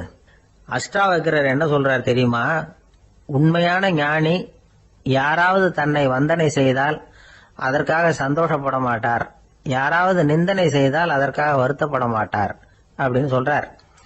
நிந்தனைங்கிறது ஒரு ஒலி தான். தேகாபிமானம் இருக்கிற வரைக்கும் இந்த ஒலி நம்மளை வேதனைப்படுத்தும். நான் தேகம் இல்லை, ஆத்மா அப்படிங்கிற நினைவு இருந்தா இந்த ஒலி நம்மளை பாதிக்காது. மனு என்ன சொல்றார் தெரியுமா, ஒரு சாதகன் பாராட்டுதலை விஷம்னு நினைச்சு பயப்படணும், அவமானத்தை அமிர்தம்னு நினைச்சு சந்தோஷப்படணுங்கிறார். அவமானப்பட்டா கவலைப்படாம எப்படி இருக்க முடியும் அப்படின்னு தான் நமக்கு தோணும். அதனாலதான் நம்மள யாரும் இதுக்கு உதாரணமா யாரையும் காட்ட முடியல. புத்தரையும் கபீரையும் உதாரணமா காட்டுறாங்க. அவங்களுக்கெல்லாம் அவமானம் ஏற்பட்டப்போ கவலையே படலையாம். புத்தரை அவமானப்படுத்தணுங்கிறதுக்காக கௌசாம்பி ராணி ஒரு இளம் பெண்ணை கொலை பண்ணி சடலத்தை புத்தர் குடிசைக்கு முன்னாடி போட சொன்னார். போட்டாங்க. புத்தர் தான் அந்த பொண்ணை கெடுத்து கொலை பண்ணி விட்டாருன்னு எல்லாரும் நினைச்சாங்க. ஆனா புத்தர் இதை பத்தி கவலையே படல. அப்புறமா உண்மை தெரிஞ்சதும் புத்தர் புகழ் இன்னும் அதிகமாயிட்டு. ஒரு பெரிய சபையில ஒரு மோசமான பொண்ணு நுழைஞ்சு தனக்கும் கபீருக்கும் சம்பந்தம் உண்டுன்னு சொன்னா கபீர் கவலைப்படல. அவங்க மாதிரியெல்லாம் நாமளும் இருக்க கத்துக்கணும். நிந்தனை, அபகீர்த்தி, அவமானம் எல்லாம் ஆண்டவன் கொடுக்கிற பிரசாதம்னு நினைக்கணும் அப்படின்னு சொல்றார் அந்த ஞானி. இதை கேட்ட இந்த காலத்து ஆசாமி ஒருத்தர், நான் கூட அப்படிதான் சார், யாராவது அவமானப்படுத்தினா கவலைப்பட மாட்டேன். நேத்து கூட ஒருத்தர் என்ன பலார்னு அரைஞ்சுட்டார், நான் கொஞ்சம் கூட கவலைப்படல, பேசாம வந்துட்டேன்னார். ஏன் அப்படி வந்துட்டீங்க அப்படின்னு. அவர் அரைஞ்சதுலேயும் ஒரு அர்த்தம் இருந்தது, அதனாலதான் அப்படி வந்துட்டேன்னார். ஏன் அரைஞ்சாருன்னு கேட்டேன். 10 வருஷத்துக்கு முன்னாடி 15 ரூபா அவர்கிட்ட கடன் வாங்கினேன், அதை கேட்டு கேட்டு பார்த்துட்டு கடைசியா தான் அரைஞ்சார் அப்படின்னார். ஆண்டவனுடைய பிரசாதம் இவருக்கு அடிக்கடி கிடைக்கும் போல இருக்கு. இந்த உலகத்துல எல்லாருக்கும் மகிழ்ச்சி தரக்கூடிய ஒரு பொருள் எது? இது ஒரு முக்கியமான கேள்வி. இந்த கேள்விக்கு பொருத்தமான ஒரு பதில உங்களால சொல்ல முடியுமா? அதாவது கொஞ்சம் யோசிச்சு பார்த்தா பணம்னு சொல்லலாமா? இப்ப கையில காசு இல்லாதவங்கிட்ட ஒரு 10 ரூபாய் கொடுத்தா அது அவனுக்கு சந்தோஷத்தை கொடுக்கும். ஏற்கனவே வருமான வரி பிரச்சனையில சிக்கி இருக்கிறவர்கிட்ட இன்னும் கொஞ்சம் பணம் இந்தாங்கன்னு சொல்லி கொடுத்தோம்னா அது அவருக்கு சங்கடத்தை தான் கொடுக்கும். அதனால அந்த கேள்விக்கு பணம்ங்கிறது பொருத்தமான பதிலா இருக்க முடியாது. கேள்வி என்னன்னா, இந்த உலகத்துல எல்லாருக்கும் மகிழ்ச்சி தரக்கூடிய ஒரு பொருள் எது? சரி, இனிப்புன்னு சொல்லலாமா? ஏன்னா எல்லாருக்கும் இனிக்க தானே செய்யும். அதுலயும் ஒரு சிக்கல் இருக்கு. சக்கரை வியாதிகாரங்களுக்கு அது என்ன சந்தோஷத்தையா கொடுக்கும்? ஆக எல்லாருக்கும் வேறுபாடு எதுவும் இல்லாம மகிழ்ச்சியை கொடுக்கக்கூடியது வேற ஏதோ ஒண்ணு இருக்கு. அது என்னன்னு கண்டுபிடிக்கணும். அதுதான் இன்னைக்கு தகவல். அதை கண்டுபிடிக்கணும்னா இந்த கதையை கேட்கணும். அது என்ன கதைன்னா, ஒரு ஊர்ல ஒரு ராஜா இருந்தார். அவருக்கும் இதே சந்தேகம் வந்துட்டுது. அதாவது எல்லாருக்கும் இன்பம் தரக்கூடிய பொருள் எது அப்படின்னு. இதுக்கு பதில் தெரிஞ்சுக்கிறதுக்கு ஆசைப்பட்டார். சரி, அதுக்கு என்ன செய்யலாம்னு யோசனை பண்ணாரு. நாட்டு மக்களுக்கு பகிரங்கமா ஒரு அறிவிப்பு கொடுத்தார். நம்ம நாட்டு மக்கள் இன்பம் தரக்கூடிய பொருள் எதுன்னு நினைக்கிறாங்களோ அதை கொண்டுகிட்டு வந்து அரண்மனையில உள்ள கண்காட்சி மண்டபத்துல வைக்கலாம். அப்படி அவங்க வைக்கிற பொருள்கள்ல எது எல்லாருக்கும் இன்பம் தரக்கூடியதா இருக்குமோ அதை வச்சவருக்கு 1000 பொற்காசுகள் பரிசு அப்படின்னு அறிவிப்பு கொடுத்துட்டார். ஜனங்கள் இந்த அறிவிப்பை கேட்டாங்க. அதுக்கப்புறம் சும்மா இருப்பாங்களா? 1000 பொற்காசுன்னா சும்மாவா? அவங்க கையில என்னென்ன கிடைச்சதோ அதையெல்லாம் கொண்டாந்து அரண்மனை காட்சி மண்டபத்துல வச்சுட்டாங்க. அதுக்கப்புறமா ராஜா அங்க வந்தார். ஒவ்வொன்னா பார்த்துக்கிட்டே வந்தார். முதல்ல ஒரு குயில் இருந்தது, இனிமையா பாடக்கூடிய குயில். இந்த குயிலோட இன்னிசை எல்லாருக்கும் இன்பம் தரக்கூடியதுதான். இருந்தாலும் காது கேட்காதவங்களுக்கு இந்த இசை எப்படி இன்பம் தர முடியும்? அதனால இது சரியில்லைன்னு விட்டார். அடுத்தபடியா போனாரு. அங்க என்ன வச்சிருக்கிறாங்கன்னு பார்த்தா ஒரு அழகான மயில் அங்க தோகை விரிச்சு ஆடிக்கிட்டு இருக்குது. இந்த மயிலோட ஆட்டம் மனசுக்கு இன்பம் தரக்கூடியதுதான். இருந்தாலும் பார்வை இல்லாதவங்க இந்த ஆட்டத்தை பார்த்து ரசிக்க முடியுமா? முடியாது. அதனால இதுவும் சரியில்லை அப்படின்னு சொல்லிவிட்டார். அதுக்கு அடுத்தபடியா போனார். பல வகையான இனிப்பு பண்டங்களை வச்சிருந்தாங்க. பார்த்தார், வயசானவங்களுக்கும் நோயாளிகளுக்கும் இது இன்பம் தராது, துன்பம் தான் கொடுக்கும் அப்படின்னார். இப்படி ஒவ்வொன்னா பார்த்துக்கிட்டே போறார். அழகான மலர்கள், கனிகள், ஓவியங்கள் எதுவுமே பொருத்தமா தெரியல. சகல பேருக்கும் இன்பம் தரக்கூடிய வகையில எதுவும் இல்லை. கடைசியா வந்தாரு. அங்க ஒரு களிமண் பொம்மை இருந்தது. அது என்ன பொம்மை தெரியுமா? பசியால வாடி இருக்கிற ஒருத்தருக்கு ஒரு அம்மா இனிமையா பேசிக்கிட்டு சோறு போடுறது மாதிரி அந்த பொம்மையை செஞ்சிருந்தாங்க. அதுக்கு கீழே அன்பு அப்படின்னு எழுதியிருந்ததுதான். ராஜா பளிச்சுன்னு ஒரு முடிவுக்கு வந்தார். அந்த பொம்மையை செஞ்ச சிற்பியை வரவழைச்சார், பரிசு கொடுத்தார். அன்பு ஒண்ணுதான் எல்லாருக்கும் இன்பம் அளிக்கக்கூடிய பொருள். காது கேட்காதவங்களும் அதை கேட்க முடியும், பார்வை இல்லாதவங்களும் அதை பார்க்க முடியும், குழந்தைகளும் அதை உணர முடியும் அப்படின்னு அதுக்கு விளக்கம் கொடுத்தார் அந்த மன்னர். இந்த உலகத்துல எல்லாருக்கும் மகிழ்ச்சி தரக்கூடிய ஒரு பொருள் அன்பு தான். அதை புரிஞ்சுக்கிட்டு தான் சில கணவன்மார்கள் மனைவி பேர்ல ரொம்ப அன்பை காட்டிக்கிறது வழக்கம். ஒரு வீட்டு வாசப்படி பக்கமா மழைக்கு ஒதுங்கினார் ஒருத்தர். மழை தூரிக்கிட்டு இருந்தது, இருட்டு நேரம். அந்த வீட்டுல இருந்தவர், இன்னைக்கு ராத்திரி வேணும்னா இங்கேயே தங்கிட்டு காலையில போங்க அப்படின்னார். உடனே இவரு சொன்னார், ரொம்ப நன்றிங்க, ஒரு 10 நிமிஷத்துல இதை வந்துடுறேன் அப்படின்னு சொல்லிவிட்டு எங்கேயோ ஓடினார். 10 நிமிஷம் கழிச்சு திரும்பி வந்தார். ஆமா, எங்க போயிட்டு வந்தீங்கன்னு கேட்டார் வீட்டுல இருந்தவர். நேரா எங்க வீட்டுக்கு போய் மனைவி கிட்ட இன்னைக்கு ராத்திரி இங்கேயே தங்கிறேன்னு சொல்லிவிட்டு வந்துட்டேன் அப்படின்னார் அவர். அன்புல இது ஒரு ரகம். எதிர்காலத்தை நினைச்சா எனக்கு ரொம்ப பயமா இருக்கு சார் அப்படின்னு சொல்றவங்க நிறைய பேர் இருக்கிறாங்க. அதாவது பயப்படாத மனிதர்கள்னு யாருமே கிடையாது. ஒவ்வொருத்தருக்கும் ஒவ்வொரு விதமான பயம் இருந்தாலும் ஒட்டுமொத்தமா பாக்குறப்போ மனிதனுக்கு 6 விதமான பய உணர்வுகள் வரலாம் அப்படின்னு பெரியவங்க சொல்றாங்க. எல்லா விதமான பயமும் இந்த 6 வகைக்குள்ள அடக்கம். அந்த 6 வகை பயமும் 6 எதிரிகள் மாதிரியாம். 6 எதிரிகளையும் புரிஞ்சுக்கிட்டோம்னா போதும், வாழ்க்கையில சுலபமா வெற்றி அடைய முடியும். சரி, அந்த 6 வகை பயம் என்னென்ன அப்படின்னு பார்ப்போம். முதல்ல வறுமை பற்றிய பயம், 2வது பழிச்சொல் பற்றிய பயம், 3வது உடல் நலம் பாதிப்பு பற்றிய பயம், 4வது என்னன்னா காதல் தோல்வி, 5வது முதுமை, 6வது மரணம். அதாவது பயப்படுறதுங்கிறது ஒரு மனநிலை தான். இந்த மனநிலையை கட்டுப்படுத்த முடியும், திசை திருப்ப முடியும். சரி, இந்த பயங்களின் அறிகுறிகள் எப்படி இருக்கும்? வறுமை பற்றிய பயம் அப்படின்னு முதல்ல சொன்னோம் இல்லையா? அந்த பயத்தின் அறிகுறிகளை தெரிஞ்சுக்குவோம். எதுலேயும் அக்கறை இல்லாம இருக்கிறது, ஒரு குறிக்கோள் இல்லாம இருக்கிறது, வறுமையை சகிச்சுக்கிறது, வாழ்க்கையில கிடைக்கிறது எதுவா இருந்தாலும் ஆட்சேபனை இல்லாமல் ஏத்துக்கிறது, மனசாலும் உடம்பாலும் சோர்ந்து போயிருக்கிறது, ஆர்வம், முனைப்பு, கற்பனை திறன் எதுவுமே இல்லாம இருக்கிறது. இதெல்லாம் தான் அந்த வறுமை பற்றிய பயத்தின் அறிகுறிகள். அந்த அடுத்தது ஒண்ணு பார்த்தோமே, பழிச்சொல் பற்றிய பயம். அதாவது அடுத்தவங்க நம்மளை குறை சொல்லி விடுவாங்களோ அப்படிங்கிற பயம். இதுக்கு அறிகுறி என்ன தெரியுமா? புதியவர்களை சந்திக்கிறதுக்கு பயப்படுறது, முடிவு எடுக்க முடியாம குழம்புறது, பிரச்சனைகளை தவிர்க்க விரும்புறது, தாழ்வு மனப்பான்மை, வரவுக்கு மீறி செலவு செஞ்சு இமேஜை உயர்த்திக்கிறது, குறிக்கோள் இல்லாத வாழ்க்கை. இதெல்லாம் தான் அதுக்கு அறிகுறிகள். மூணாவது பயம், உடல் நலம் பாதிப்பு பற்றிய பயம். அதாவது நோய் பற்றிய பயம். ஒரு உண்மை என்ன தெரியுமா? டாக்டரை சந்திக்கிற மனிதர்கள்ல 75% பேர் தங்களுக்கு நோய் வந்துட்டுதுங்கிற கற்பனையில இருக்கிறவங்களாம். நிஜமாவே நோய் கிடையாது அவங்களுக்கு. இந்த பயத்தின் அறிகுறிகள் என்னன்னா, வியாதிக்கான அறிகுறிகள் தன்னிடம் இருக்கிறதாக நினைச்சுக்கிறது, எந்த நேரமும் வியாதியை பத்தியே பேசி பேசி மனசை அங்கேயே வச்சிருக்கிறது, நோய் சம்பந்தமான செய்திகளை படிச்சு நமக்கு இப்படி ஆயிடுமோ அப்படின்னு வேதனைப்படுறது. இதெல்லாம் தான் அதுக்கு அறிகுறிகள். நாலாவது பயம், காதல் தோல்வி. இது ரொம்ப வேதனை, உடம்பையும் மனசையும் சீரழிச்சு விடும். ஆண்களை விட பெண்கள் தான் இந்த பய உணர்வுல அதிகமா பாதிக்கப்படுறாங்க. அஞ்சாவது முதுமை பற்றிய பயம். ஆறாவது மரண பயம். வயசான காலத்துல எப்படி சமாளிக்கிறது அப்படிங்கிற பயம். ஆக இதையெல்லாம் நாம புரிஞ்சுக்க வேண்டியது ரொம்ப அவசியம். இந்த 6 வகை பயங்களை சரியா புரிஞ்சுக்கிட்டு நாம நடந்துக்கணும். வாழ்க்கையின் முன்னேற்றத்துக்கு இந்த பயங்கள் முட்டுக்கட்டே ஆயிடக்கூடாது. உழைச்சி பணம் சேர்க்கணும், உற்சாகமா மனசை வச்சுக்கணும். மனசை கட்டுப்படுத்துகிற மார்க்கம் தெரிஞ்சுக்கிட்டா போதும், எல்லாம் சரியா வந்துடும். நம்ம ஆள் ஒருத்தன் சொன்னான், சார் எனக்கு வறுமை பற்றிய பயம்தான் இருந்தது, ஒரே ராத்திரியில 30,000 ரூபாய் தயார் பண்ணிவிட்டேன், இப்ப எனக்கு இன்னொரு பயம் வந்துட்டுதுன்னா. என்ன பயம்னு கேட்டாங்க. போலீஸு கண்டுபிடிச்சிருமோங்கிற பயம்னா. இது இந்த பயத்துல அடங்காது. அதனால அஞ்சி அஞ்சி சாவார், அஞ்சாத பொருள் இல்லை அப்படின்னு பாரதி சொன்னார் இல்லையா? அது மாதிரி பயத்தை புரிந்து கொண்டு அதற்கு தகுந்த மாதிரி நம்முடைய வாழ்க்கையை அமைத்துக் கொள்ள வேண்டும்.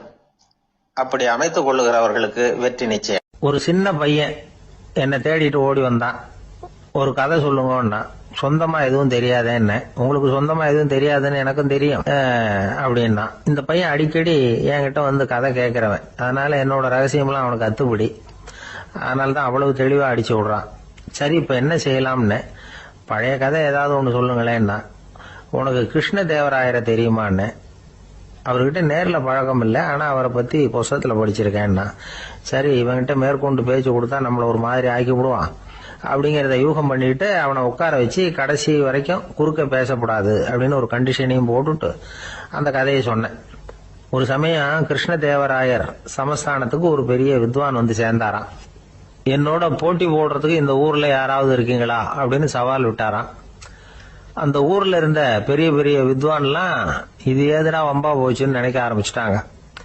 யாரும் அந்த ஆளோட போட்டி போடுறதுக்கு தயாரா இல்லை. எல்லாரும் நடுங்கிட்டு இருக்கிறாங்க. அந்த நேரத்துல ஒருத்த மட்டும் தைரியமா முன்னுக்கு வந்தான். அது யாருன்னா தெனாலிராமன். அந்த சமஸ்தானத்துல விகட கவி அவன். என்ன அனுப்புங்க போட்டிக்கு, நான் ஜெயிச்சு காட்டுறேன்னா. உனக்கு அவ்வளவு தைரியம் இருக்குதா அப்படின்னு கேட்டாங்க. தைரியம் மட்டும்தான் என்கிட்ட இருக்குது, ஆனா தைரியம் இருந்தா அதிர்ஷ்டம் தேடிட்டு வருங்கிறது எனக்கு தெரியும் அப்படின்னா. அடுத்த நாள் போட்டி ஆரம்பமாச்சு. அந்த பெரிய வித்வான் வந்து நின்னார். தெனாலிராமன் எதிரில் வந்து நின்னா. அந்த வித்வான் ஒரு விரல காட்டினார். தெனாலிராமன் பதிலுக்கு 2 விரல காட்டினான். வித்வான் 3 விரல காட்டினார். இவன் உடனே 4 விரல காட்டினான். உடனே 5 விரல காட்டினார் அவரு. தெனாலிராமன் உடனே தன்னுடைய கை முஷ்டியை காட்டினான், கையை மூடி காட்டினான். அவ்வளவுதான். அந்த பெரிய வித்வான் கிருஷ்ணதேவராயர் காலில் விழுந்தார். நான் தோத்துட்டேன், என் தோல்வியை ஒத்துக்கிறேன் அப்படின்னு சொல்லிவிட்டார். கிருஷ்ணதேவராயர் அவரை தனியா அழைச்சிட்டு போய் என்ன நடந்ததுன்னு விசாரிச்சார். அந்த வித்வான் விளக்கம் கொடுத்தார். ஆண்டவன் ஒருவன் தான் உண்டுங்கிறத விளக்கறதுக்காக நான் ஒரு விரல காட்டினேன். அப்படி இல்ல, சக்தியை சேர்த்தா சக்தி சிவன் 2 பேர் உண்டுன்னு உங்க வித்வான் 2 விரல காட்டினார். மூர்த்திகள் 3 பேருங்கிறதுக்காக நான் 3 விரல காட்டினேன். வேதங்கள் 4ன்னு சொல்லி அவர் 4 விரல காட்டினார். பஞ்சபூதங்கள் 5ன்னு நான் 5 விரல காட்டினேன். அதையெல்லாம் அடக்கி ஆளணும்னு சொல்லி அவர் கையை மூடி உறுதியா காட்டினாரு. அடடா, உங்க வித்வானுக்கு எப்பேற்பட்ட அறிவு, அவர் தான் ஜெயிச்சார், நான் தோத்துட்டேன் அப்படின்னார் அவர். அப்படி சொல்லிவிட்டு அவர் போயிட்டார். அதுக்கப்புறம் தெனாலிராமனை கூப்பிட்டு என்னப்பா நடந்தது அப்படின்னு கேட்டாராம்.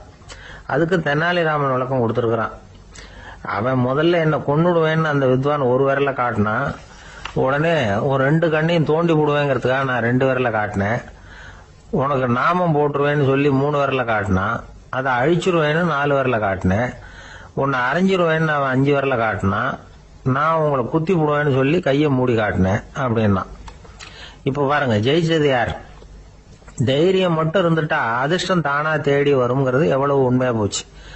அதனால நாம எப்பவும் தைரியமா இருக்கணும்னு சொல்லிவிட்டு என் எதிரில் கதை கேட்டுட்டு உட்காந்துருந்த சின்ன பையனை பார்த்தேன். அவன் என்னை நிமிர்ந்து பார்த்தான். அவன் தன்னோட கை கால் 2ஐயும் ஒரு மாதிரியா என் முன்னால தூக்கி 20 விரல காட்டினான். எனக்கு ஒன்றும் புரியல. இதுக்கு என்னப்பா அர்த்தம்னு கேட்டேன். இதே கதைய இதுக்கு முன்னாடி என்கிட்ட 20 தடவை நீங்க சொல்லியிருக்கீங்கன்னு அர்த்தம் அப்படின்னா. ஒரு குரு, இளம் சீடர்கள் எதிரில் உட்கார்ந்துருக்கிறாங்க. குரு பாடம் நடத்திட்டு இருக்கிறார். சீடர்களுக்கு ஒரு ஆசை, அதாவது ஒரு முக்கியமான மந்திரத்தை நம்ம குருநாதர்கிட்ட இருந்து கத்துக்கணும் அப்படிங்கிறது அவங்க ஆசை. அது என்ன மந்திரம்னா, இறந்தவரை உயிர்ப்பிக்கக்கூடிய புனித மந்திரம். அதாவது செத்தவங்களுக்கு மீண்டும் உயிர் உண்டாக்குகிற மந்திரம். குருவே, தயவு பண்ணி அந்த மந்திரத்தை எங்களுக்கு உபதேசிக்கணும் அப்படின்னு கேட்டாங்க. அது ரொம்ப ஆபத்தானது, அது என்னத்துக்கு உங்களுக்கு வேண்டாமேன்னாராம் குரு. எங்களுடைய நம்பிக்கை உறுதிப்படுறதுக்காகத்தான் கேட்கிறோம், வேற ஒன்றும் இல்லை அப்படின்னு நாங்களாம் சீடர்கள். பக்குவப்படாத அறிவுங்கிறது ரொம்ப ஆபத்தானது அப்படின்னாராம் குரு. இது சீடர்களுக்கு புரியல. அது எப்படிங்க பக்குவப்படாத அறிவு ஆபத்தானதுன்னு சொல்றீங்க, அப்படின்னா என்ன அப்படின்னு கேட்டிருக்காங்க சீடர்கள். குரு அதுக்கு விளக்கம் கொடுத்தாராம். அந்த மந்திரத்தை எப்போ பயன்படுத்தணுங்கிறது முக்கியம். அதை அறியக்கூடிய ஞானம் ஏற்படுகிற வரைக்கும் அதை தெரிஞ்சுக்காம இருக்கிறது தான் நல்லது, இல்லைன்னா ஆபத்துன்னாராம். ஆனா அந்த சீடர்கள் அதை கேட்கற மாதிரி இல்லை, ரொம்ப பிடிவாதம் பண்ண ஆரம்பிச்சுட்டாங்க. சரி வாங்க சொல்றேன்னாரு குரு. எல்லாரும் வந்தாங்க. அந்த புனித மந்திரத்தை அவங்களுக்கு ரகசியமா உபதேசம் பண்ணார். உபதேசம் பண்ணிவிட்டு அவங்களுக்கு எச்சரிக்கையும் கொடுத்தார். இந்த மந்திரத்தை நல்லா ஆராய்ச்சி பார்த்ததுக்கு அப்புறம் தான் உச்சரிக்கணும், அவசரப்பட்டு எதுவும் செஞ்சிடக்கூடாது அப்படின்னு ஒரு தடவைக்கு பல தடவை எச்சரிக்கை கொடுத்தார். சரின்னு சொல்லிவிட்டு அவங்க எல்லாம் மந்திரத்தை கத்துக்கிட்டு எழுந்திரிச்சு போயிட்டாங்க. ஒரு நாள் அந்த சீடர்கள் எல்லாம் மணற்பாங்கான இடத்துல அப்படியே நடந்து போயிட்டு இருக்கிறாங்க. ஒரு பாலைவன பகுதி மாதிரி ஒரு இடம். அங்க ஒரு இடத்துல எலும்புகள் குவியலா கிடந்தது. உடனே இந்த சீடர்கள் முன்ன பின்ன யோசிக்காம, தியானமும் பண்ணாம அந்த மந்திரத்தோட பயனை சோதிச்சு பார்க்கணும் அப்படின்னு நினைச்சுக்கிட்டு அந்த மந்திரத்தை உச்சரிக்க ஆரம்பிச்சுட்டாங்க. அவ்வளவுதான். உடனே என்னாச்சு தெரியுமா? அந்த எலும்புகள் எல்லாம் ஓநாய்களா மாறி அவங்கள துரத்த ஆரம்பிச்சுட்டுது. சீடர்கள் எல்லாம் தலைதெறிக்க ஓட ஆரம்பிச்சுட்டாங்க. ஓநாய்களும் விடல, அவங்கள துரத்தி பிடிச்சி கடிச்சு கொதற ஆரம்பிச்சுட்டுது. அப்பதான் அந்த சீடர்களுக்கு குரு சொன்ன அறிவுரையோட அர்த்தம் புரிஞ்சுது. பக்குவப்படாத அறிவு ஆபத்தானது அப்படிங்கிறது. அதனால இதுல இருந்து நாம தெரிஞ்சுக்க வேண்டியது என்னன்னா, நாம நம்ம அறிவை வளர்த்துக்கிட்டா மட்டும் போதாது, அந்த அறிவை எப்போ எப்படி பயன்படுத்தணும் அப்படிங்கிற பக்குவமும் நமக்கு வரணும். அப்பதான் வாழ்க்கை நல்லபடியா அமையும், இல்லைன்னா இடைஞ்சல் தான். இந்த காலத்துல சில சின்ன பிள்ளைங்களுக்கே அறிவு ரொம்ப பக்குவப்பட்டிருக்குங்கிறத உணர முடியுது. ஒரு சின்ன பையன் பள்ளிக்கூடத்துல மார்க் லிஸ்ட் கொடுத்தாங்க, வாங்கிக்கிட்டு அவசரமா வீட்டுக்கு ஓடினான். எதிரில் வந்த ஒருத்தர் கேட்டார், என்ன அவசரம், ஏன் இப்படி வேகமா ஓடுறேன்னார். எங்க அம்மா கிட்ட அடி வாங்கணும், அதுக்காக தான் ஓடுறேன்னா. அடி வாங்கறதுக்கா இவ்வளவு அவசரம்னார் அவரு. அப்படி இல்லைங்க, நான் போறதுக்குள்ள எங்க அப்பா வீட்டுக்கு வந்துட்டாருன்னா அவர்கிட்ட அடி வாங்க வேண்டி இருக்கும், அதை அவாய்ட் பண்றதுக்காக இப்படி ஓடுறேன் அப்படின்னு நானும். ஒரு மனிதர், அவர் யாருக்கிட்டே தொலைபேசியில பேசிட்டு இருக்கிறார். கொஞ்சம் தூரத்துல நாம நிக்கிறோம். எட்டத்துல இருந்துகிட்டு அவரை கவனிக்கிறோம், அவர் போன்ல பேசுறத. அவர் பேசுகிற வார்த்தைகள் என்ன அப்படிங்கறது நம்ம காதுல விழல. ஆனாலும் அவர் பேசிக்கிட்டு இருக்கிறது நல்ல செய்தியா கெட்ட செய்தியா அப்படிங்கறத நம்மால யூகிக்க முடியும். மகிழ்ச்சியான செய்தியை பேசும்போது முகம் மலருது, புன்னகை பூக்குது. இதுல ஒண்ணு நீங்க கவனிக்கணும், தொலைபேசியில நாம பேசுறப்போ நம்மோட பேசுறவர் எதிரில் இல்ல, அவர் தொலைபேசி வழியா நம்ம குரலை மட்டும்தான் கேட்க போறார், நம்ம முகத்தை அவர் பார்க்க போறது இல்ல. அப்படி இருந்தும் அப்ப நம்ம முகம் ஏன் மலரணும் அப்படின்னா, இதுதான் உடல் மொழி, பாடி லாங்குவேஜ் அப்படின்னு சொல்றாங்க. நம்ம அறியாமலேயே நம்ம உடம்பு செய்திகளை தெரிவிக்குது பாருங்க, அதுதான் உடல் மொழி. ஒரு மனிதர் தொலைபேசியில பேசிக்கிட்டு இருக்கிறத நீங்க தூரத்துல இருந்து கவனிச்சுக்கிட்டே, அவர் நண்பரோட பேசுறாரா, மனைவியோட பேசுறாரா, குழந்தையோட பேசுறாரா, இல்ல மேல் அதிகாரி கிட்ட பேசுறாரா, அல்லது அவருக்கு கீழே பணிபுரிகிறவர்கள் கிட்ட பேசுறாரா அப்படிங்கறத கண்டுபிடிக்கலாம். அதுக்கு காரணம் அவருடைய உடல் மொழி. இந்த உடல் மொழி கூட நம்ம வாழ்க்கையின் முன்னேற்றத்துக்கு பயன்படும். இத பத்தியெல்லாம் கூட சில நிபுணர்கள் ஆராய்ச்சி பண்ணி பார்த்திருக்கிறாங்க. அவங்க சில விவரங்களை சொல்றாங்க. குறிப்பா ஒருத்தர் தன்னுடைய நாற்காலியில கிட்டத்தட்ட படுத்துக்காத குறையா உட்கார்ந்துருக்கிறாருன்னு வச்சுக்கோங்க. எதிர இருக்கிறவர் பேசுறது அவருக்கு பிடிக்கலன்னு அர்த்தமா. தலையை சொரிஞ்சுக்கிறது, வேற வேற திசைகள்ல பாக்குறது, கொட்டாவி விடுறது, கால்களை மாத்தி போட்டு உட்கார்றது, களைப்பா கை விரல்களை அப்படியே பின்னிக்கிறது, அடிக்கடி கடிகாரத்தை பாக்குறது, இப்படிலாம் ஒருத்தர் பண்ணிட்டு இருக்கிறாருன்னா நாம கூடிய சீக்கிரம் அந்த இடத்த விட்டு எழுந்திரிச்சு வந்துடுறது நல்லது. ஏன்னா இதெல்லாம் அவருடைய சலிப்பு, சோர்வு, ஆர்வமின்மை இதுக்கு அடையாளங்கள். நம்முடைய பேச்சு அவரை சலிப்படைய வச்சுட்டதுன்னு அர்த்தம். அவர் ரொம்பவும் சோர்ந்து போயிட்டாருன்னு பொருள்.